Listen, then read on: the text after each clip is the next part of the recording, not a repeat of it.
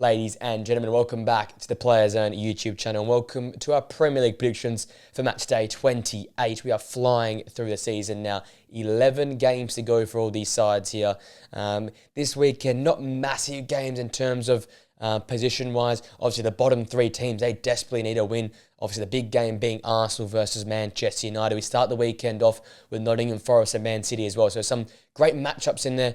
No, earth-shattering games in there as well. We've also got a good game in there between Spurs and Bournemouth. So a lot to look forward to in the Premier League, like it is most weekends with Premier League action. Let's look at our prediction points as we sort of come towards the end of the season here. Came into last week on 171 of our prediction points. Had our best week in a long time, 9 points. So we're taken to 180 after 27 match days, meaning in the last 11 match days, the goal at the start of the year was 250 of our prediction points. We got to average around 7 a week, so looking to keep this record up as we come in towards the back end of the season. If new here to the channel, wondering how the point system works, 3 points correct scoreline, 1 point for the correct result predicted, and 0 points for neither. Came in this season, 1 to 250. Hopefully we can get there come the season's end. With that being said, ladies and gents, let's get straight into our Premier League predictions.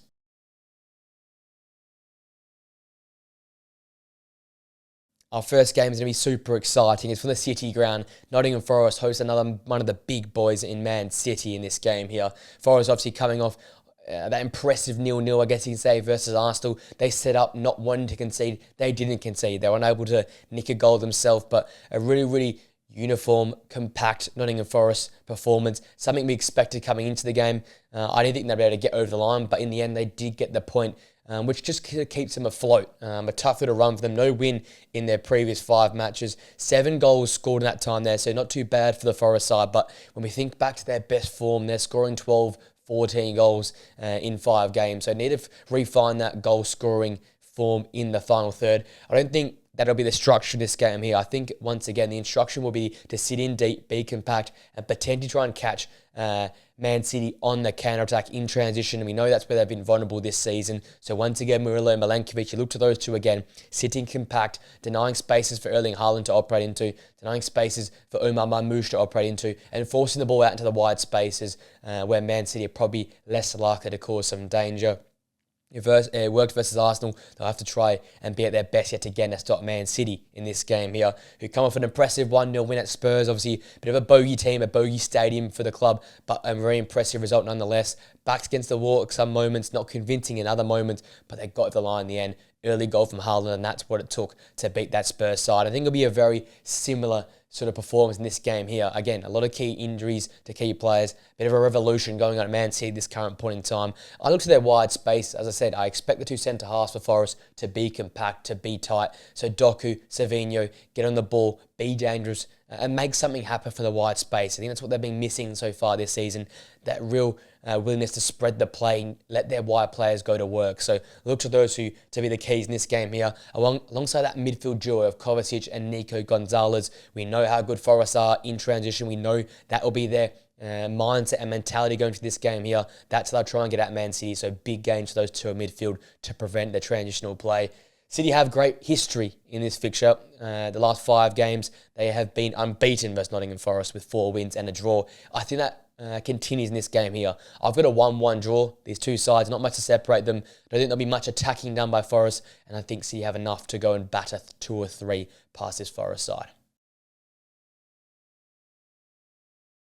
We're on to the Amex as Brighton takes on Fulham in the South Coast. A game that means a lot to these two sides here who want to just keep in touch with that top 8 with potential European football on the line for these two sides here if they continue to perform at a high level. You look at Brighton, massive 3 points last time out. Far from convincing, but a solid performance nonetheless versus Bournemouth to get that 2-1 win. Makes it 3 Premier League wins in a row, 5 successive wins in all competitions. They've found their form at a right time of the season. Started the season on fire, fell off really poorly come the midpoint and over Christmas. But since that sort of midpoint of January, have really found some confidence and found some form. And they go into this back end of the season with a lot of confidence in their play. And it's off the back of players like Danny Welbeck, who's been firing in recent games. 2 goals and 2 assists in his last 3 games in all competition. He'll be the man up top alongside João Pedro as the dangerous figures. But Danny Welbeck in particular, clinical, knows his way around the box, bit of a fox in the box and a smart runner in behind. Look to him to be the difference maker versus a vulnerable Fulham back four that we know they conceded goals in clumps over different points this season. So he'll be the key player alongside those wire players, Yankuba Minte, alongside Kerry Matoma. I often say with Brighton, they are the litmus test. When the wire players are involved and playing well, Brighton normally get all 3 points. So look to those two to cause problems for Anthony Robertson and Timothy Castagna in the wing-back positions there. Looking at Fulham, fantastic 2-1 win away at Wolves last time out. I was a bit sceptical of them going into that game, but they were fantastic. They backed it up with that FA Cup penalty shootout win versus Manchester United. So things are happening for the club at this current point in time. However, no clean sheet in the last 7 games and a run of 3 consecutive away wins sort of tells 2 different stories. So they're good away from home in the Premier League, but not keeping clean sheets. I think the clean sheet is going to be the key thing in this game here for me. I often say it, that backline hasn't been good enough for me. Bassey and Anderson have to stand up, but I think it also comes from that midfield area. Sander Berge has grown into that role since joining in the summer. As the years gone on, has been better and better. Look to him to have a key role in this game here to shut down that Brighton midfield and protect that back four. And you're looking at the forward areas. We know Iwobi, we know Adama Traore, Muniz can cause problems, but I just don't see them having enough to get the better of this Brighton side. Fulham have not lost to Brighton in the last 10 meetings somehow, but I think that record comes to an end here. Brighton in the better form, Brighton playing the better football. Fulham's inability to keep clean sheets is going to hurt them. Got a Brighton 2-0 win here at the Amex, continue their great run of form and continue to climb that Premier League ladder. We're in South London as Crystal Palace takes on Ipswich in our next game here. Palace, fantastic 4-1 win last time out versus Aston Villa. Backed it up with a massive win in the FA Cup on the weekend. But the big news is obviously Jean-Philippe Mateta's awful injury in the end to his head. So someone has to step up, and that is going to be Eddie Nketiah, who scored last time out. But I think in this game here, I'm looking to those players in behind him support him. Eberechi Eze alongside Ismail Assar were fantastic versus Aston Villa last time out. Assar had the 2 goals. Eze had the 1 assist. Those two are going to be really influential and pivotal in this game here, supplying for Eddie Nketiah, or more importantly, scoring or facilitating for themselves, because Eddie Nketiah is not that sort of clinical out at number 9 that was going to score you bags of goals like Jean-Philippe Mateta has done this season. So they have to be much better. They have to be much more involved if they want to get the victory here versus Ipswich, who are going to sit in deep and going to try and absorb a lot of pressure.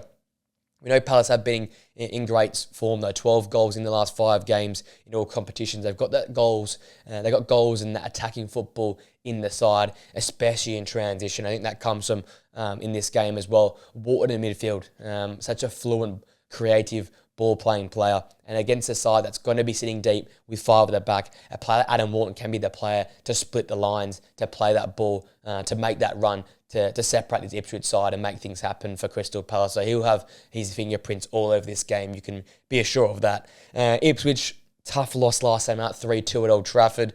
They've lost the last 3 matches, not kept a clean sheet in their last 9 games. It's looking really rough for them. I look at this game here. Phil Jean was fantastic at Old Trafford as well, alongside Leif Davis. I look to those 2 wing-backs to be heavily involved. They've got to match the energy of the Crystal Palace wing-backs, but be that coverage as well to stop those players, the 2 number 10s in behind the striker, from getting those half spaces, getting those opportunities to cross and create for themselves. They have to be compact at times, drift out to close down Munoz and co.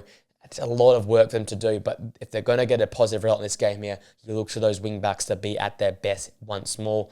How do I see this game going? Palace got the win here for me. 3-1. I think they're too good, in too good of a form. And Ipswich right now just struggling in front of goal and equally as bad defensively.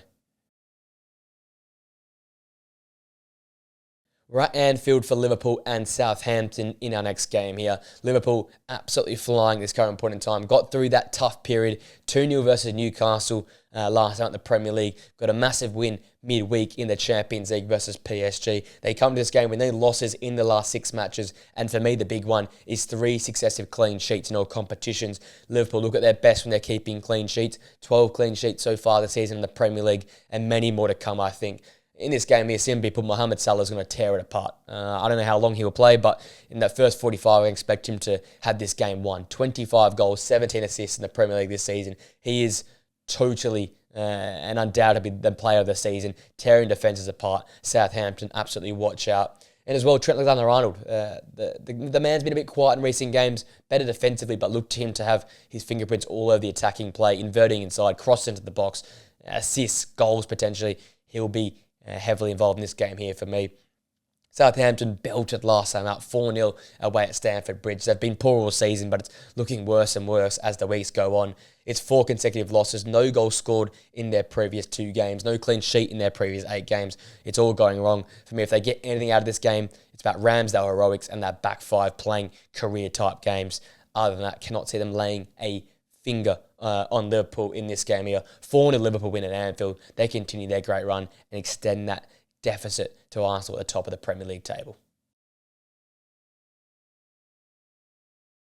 We're at the G-Tech for Brentford and Aston Villa in our next game here. Brentford obviously coming off the back of that 1-1 draw versus Everton last time out. Obviously the in-form Everton in the Premier League. So they'll take that result, but they're far from their best, especially at home. They have picked up 3 wins in their last 5 games in the Premier League, but no win in their last 5 games at home in the Premier League. And we know how they started the season off so well at home. Ever since that form has just been on a bit of a nosedive. They'll look to bounce back here against a somewhat out of form Aston Villa in the Premier League, and I'll look to try and get that quick start on them. And I think I look at this game here, look at the way that teams have got at Aston Villa, in particular Crystal Palace last time out, and it's in transition. It's in that ball turnover and quick counter-attacking style of football. So Kevin Schade, Brian Mbeumo, they're so pivotal in this game here to get at the Aston Villa wingbacks, to get at this Aston Villa backline that's looked a little bit dodgy in recent weeks.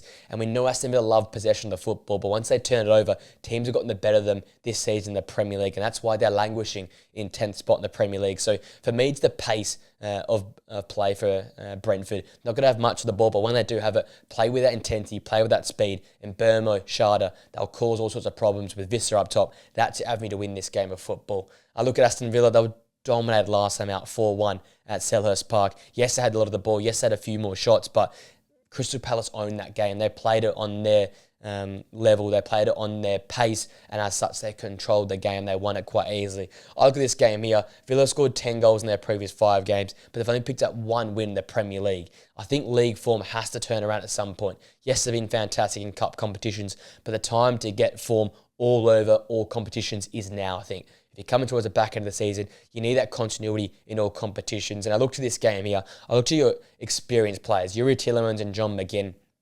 Young players and new players have been performing, but these two have been here for a little bit longer now, especially John McGinn. You have to lift, especially in the midfield areas. We know Villa love possession of the football. We know they like to control that pace of the game there, but they've been too inconsistent in the centre of the park, overrun, outrun, turn the ball over too much, and as such, teams have gotten the better of them in the Premier League. So those who have to be at their best if Villa want to be competitive in this game here against a Brentford side are probably desperate for a home win. I think it's been one of the better games on the weekend. Aston Villa are unbeaten their last 6 games versus Brentford, 3 wins and 3 draws in that time. I think they add to that record here with a win. Got an Aston Villa 2-1 win here away from home. They get back on track in the Premier League and build a bit of momentum coming into the back end of the season.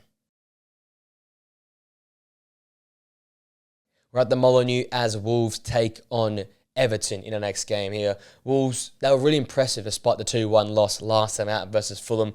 Been a bit of a mixed bag of results for them in recent times. A loss followed by a win across the last 5 games in the Premier League. They've only scored 6 goals, however, in their last 5 games in all competitions, and that's sort of been the problem. Mateus Cunha out suspended in this game here. They're going to have someone else step up in that role there. And I think I looked at the likes of Bellegarde, but in particular, João Gomez, who's picked up 2 goals in his last 5 games. I think he's going to be a real dangerous player for them, playing a more attacking role in the number 10, in behind the striker. He's going to have to cause some problems, press hard the pitch, be that pest like we know he can be without the ball, but once he gets it, be a goal threat, take the game on, try and take his Everton side. That's so good defensively, because other than that, Wolves really lack that spark, lack that threat in the final third, with especially Cunha not being there in this game here.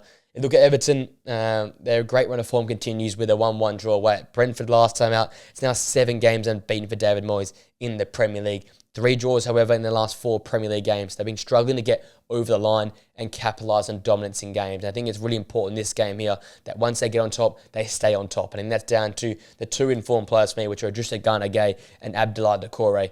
They've brought energy, they've brought intensity to this game, and it's helped with David Moyes' system, which is not always so pragmatic. It's all about winning the ball and moving the ball with pace. And once you win it, get the ball moving forward. I think those two have been so pivotal to that new aggressive front-footed style of system which David Moyes has implemented compared to a Sean Dyche, and they're going to be so important once again here versus a very weakened Wolves side. If those two are on it, if Everton are on it for minute one, I think they cruise this game. Got an Everton 2-0 win. They come with a bit of form. They've got them all firepower, and as such, they get the win here for me. We're at the bridge for Chelsea and Leicester, the battle of the two Blues in this game here. Chelsea obviously coming off the back of a cruisy 4-0 win at home versus Southampton. Probably one of their best performances we've seen in months, but it's no mean feat because they took on Southampton. However, 2 wins, 3 losses in the last 5 Premier League games. They've scored 8 but conceded 8 in their last 5 games in all competitions. That's would have been the story. Not good enough going forward, really poor defensively as such. Inconsistency, mediocrity from the side, but another relegation fodder side to face up against, another chance for them to find some confidence and find some form. I think once more the key players like Enzo and Palmer step up, they get more involved, they get that confidence up, and it could be a great time for Chelsea to find some form going into the back of the season. Their great start of the season still means they're in and around those Champions League spots, but they've got to get back to their ways, which is goal scoring, which is seeing 14, 15 goals scored in 5 or 6 games. That's sort of when I know Chelsea are playing good football. Defensively, they're never really going to be that solid side. I just don't trust this back four. But if Palmer and Enzo and a player like Neto with his pace and ability to get in behind a slow back line can get this confidence in a game like this versus Leicester, it's good signs for them going forward.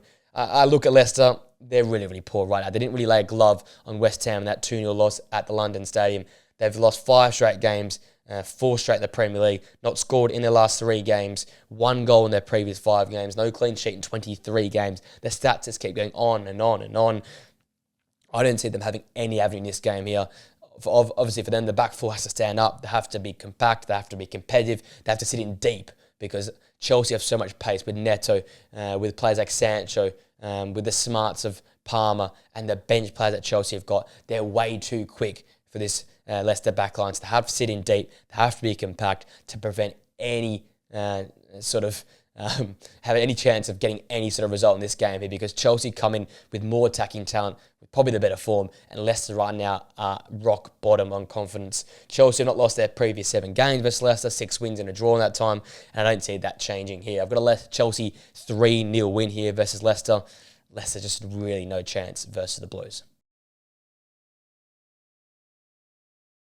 In arguably one of the games of the weekend, we have Spurs and Bournemouth in the next game here from the Tottenham Hotspur Stadium. Spurs obviously coming off the back of that 1-0 disappointing loss to Man City.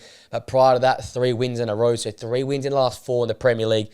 Playing better football. They continue to be that dangerous threat going forward, averaging 2 goals per game so far this season across all competitions. So you know they're going to put up a great game for us here, and we know how Bournemouth play some fantastic football as well. So probably strap yourself in for one of the games of the weekend. When you look at Spurs, I think a massive game is required from those wing-backs.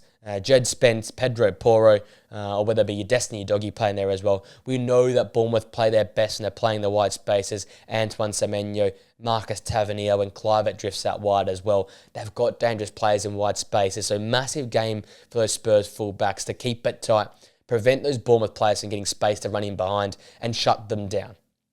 Bournemouth loves space in wide areas. They love pace in wide spaces.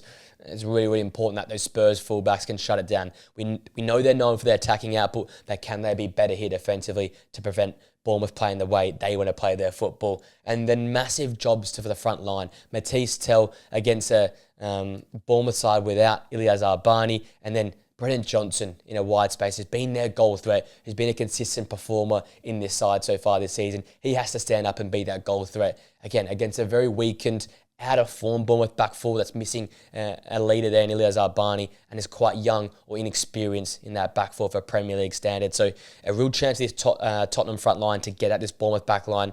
They've been shaky in recent weeks. It's a real chance here for them to make their mark early here, Spurs, in this one here for me. Bournemouth, they battled hard, but they went down 2-1 to Brighton last time out away from home. It's the first time they've picked up consecutive losses in the Premier League since November. That great run over the Christmas period into the new year has sort of come to a halt. Injuries, suspensions have really hurt them, but you got to see them bounce back here if they want to stay in touch with the European spots. 2 wins, out of their previous 5 Premier League games shows the story. They've really struggled in recent games. I think in this game here, you go back to basics of Bournemouth. Tyler Adams and Ryan Christie, they are the heartbeat of this side. They are the energisers for this side. They have to be at it for minute 1. Get at this Tottenham midfield. We know the Tottenham midfield is often very, very front-footed, lacking defensive identity. If they can get at their heels, snap away at them, get some challenges in, win that ball back up the pitch and get Bournemouth on the front foot early, pressure goes onto that Spurs backline, they collapse, goals happen for Bournemouth. So a lot of pressure lies on that Bournemouth midfield, as it does most weeks. But if they perform at their best, that's Bournemouth avenue into this game and potentially to 3 points. And obviously looking forward, Clive this season has been superb. 11 goals and assists in his last 10 games. He's going to be central to Bournemouth's chance creation, goal scoring, assist threat, the lot. If he gets open, if he gets free, Bournemouth, there's your avenue to 3 points. Massive game required for him if he wants to get at this, again, very vulnerable, very weak Spurs back line. I think there's going to be goals aplenty in this game here, so I think it's going to be the game of the weekend. I've gone with a draw, though. A 2-2 draw between these two sides here. They don't like to draw games of football, but I think they'll both settle for a draw in this one here. Our penultimate game of the weekend is Manchester United and Arsenal. On paper, it's the big one, but it really isn't in this game here for me. Manchester United, they picked up an ugly 3-2 win last time at the Premier League. They obviously have Europa League football versus Sociedad on the Thursday night. But yes, they sort of turned around 8 goals in the previous 5 matches, but no clean sheet in 6 games. It's a club that's really poor. It's struggling. There's really no belief in this side, in this team. Even the manager, I don't think even believes in himself right now. It's how low United are. For me, I look in this game here, every team that has got the better of Arsenal in the last month or so has been built off defensive identity. United, no clean sheet in the last 6 games. They have to turn it around here. Euro, Maguire, De Ligt, massive jobs to keep Arsenal at bay. They've got no centre forward. So force them into the wide spaces, force them across the ball. Don't allow spaces for Rice and Odegaard to drive into shooting opportunities. That gives you a fighting chance in this game here. And obviously, you look back to the previous game, Maguire and De Ligt scored goals, so they're equally going to be a threat going forward for United off set pieces and corners and the like. So massive games required for them. And obviously, the big game player is Bruno Fernandes. In recent weeks, social media have given him some credit for once. He's carrying this side.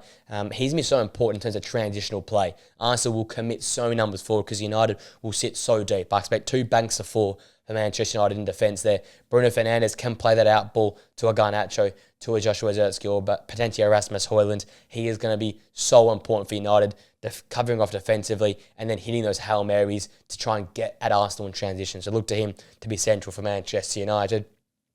Looking at Arsenal, a disappointing 0-0 draw at the City Ground last time at the Premier League. They then went and backed that up with a 7-1 win in the Champions League. So goals came midweek. They want that to continue in this game here. And I think once more, it'll be off the back of Martin Odegaard. We saw midweek in the Champions League. He was the man. I often put onus onto him. I think he's underperformed as a whole this season.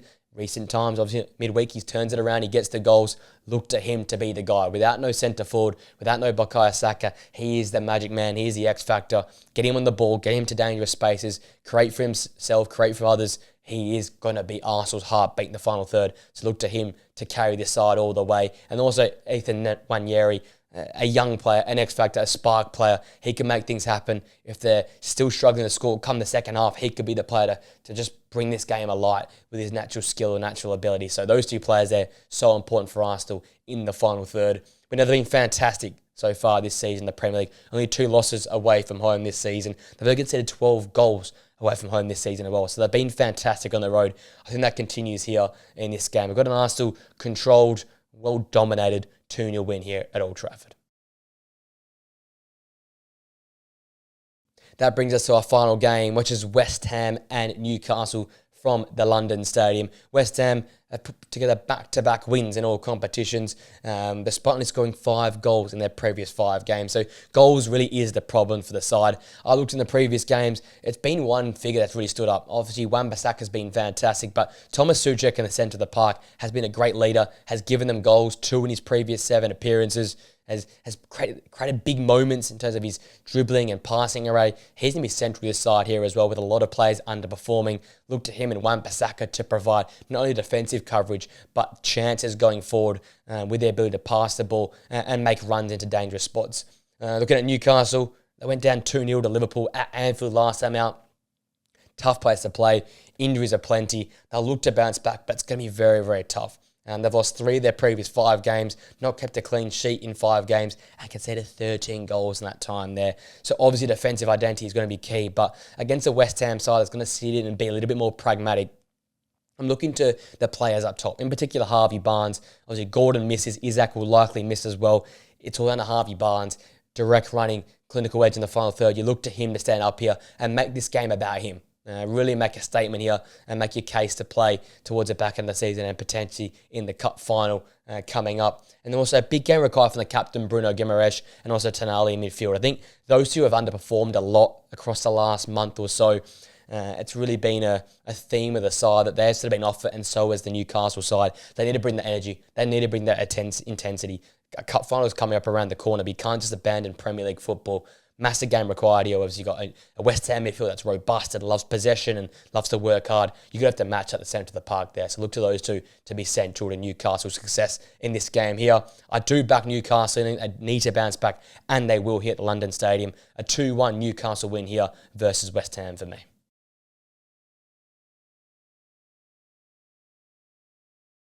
With that being said, ladies and gents, that brings this prediction video to an end for match day 28. Let me know your thoughts in the comment section down below. What's your game of the weekend? Who are some of your key players to come for the weekend? And what are your predictions? Let me know that all in the comment section down below. If you enjoyed the video, smash a like on it. Subscribe to the Players Zone channel for more podcast reaction, prediction videos like this here on the channel. And press that post notification bell so you know we upload here on the Players Zone channel. With that being said, I hope you have a great day. Enjoy the weekend football action. And I'll see you guys in the video very, very soon. Till next time, guys. See you later.